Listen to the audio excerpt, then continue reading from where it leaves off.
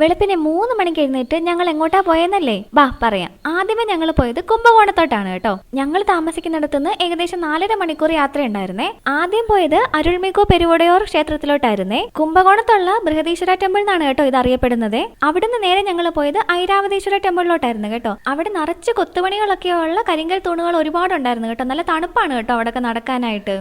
അതിന്റെ തൊട്ടടുത്ത് തന്നെ വേറൊരു ക്ഷേത്രം കൂടി ഉണ്ടായിരുന്നേ. ഈ പറഞ്ഞ അമ്പലങ്ങൾ മാത്രമല്ല കേട്ടോ, കുംഭകോണത്ത് ഒരുപാട് അമ്പലങ്ങളുണ്ട്. നമ്മൾ തഞ്ചാവൂർ പോലെയല്ല, ഇവിടെ അധികം തിരക്കൊന്നുമില്ല, നല്ല പീസ്ഫുൾ ആയിട്ടുള്ള അറ്റ്മോസ്ഫിയർ ആണേ.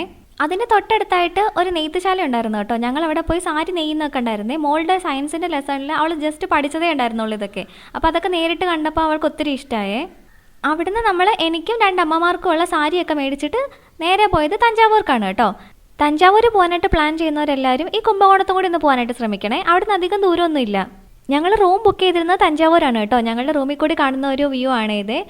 അവിടെ കുറേ മയിലൊക്കെ വന്നിരിപ്പുണ്ടായിരുന്നേ. എൻ്റെ മോൾ ആദ്യമായിട്ടാണ് കേട്ടോ പീലി വിടർത്തി നിൽക്കുന്ന മയിലിനെ കാണുന്നത്. നേരത്തെ കണ്ടിട്ടുണ്ടെങ്കിലും നമുക്കും ഇതൊക്കെ കാണുന്നത് ഭയങ്കര സന്തോഷമാണല്ലോ. അങ്ങനെ മയിൽ പോകുന്നിടം വരെ നമ്മൾ അവിടെ നിന്ന് കേട്ടോ. പിന്നെ പെട്ടെന്ന് കുളിച്ച് ഡ്രസ്സൊക്കെ മാറിയിട്ട് നമ്മൾ നേരെ പോയത് ബൃഹദീശ്വര ടെമ്പിളിലോട്ടായിരുന്നേ. റീൽസിലൊന്നും കാണുന്നത് പോലെ ആയിരുന്നില്ല, ഭയങ്കര തിരക്കായിരുന്നു. തൊഴാൻ കയറാനായിട്ട് നല്ല ക്യൂ ആയിരുന്നു കേട്ടോ. അങ്ങനെ ക്യൂ നിൽക്കുന്ന ഒരു ഫീലൊന്നും നമുക്ക് തോന്നത്തൊന്നുമില്ല. പിന്നെ അവിടുത്തെ നൈറ്റ് വ്യൂ നമ്മളൊന്ന് കാണേണ്ടത് തന്നെയാണ് കേട്ടോ.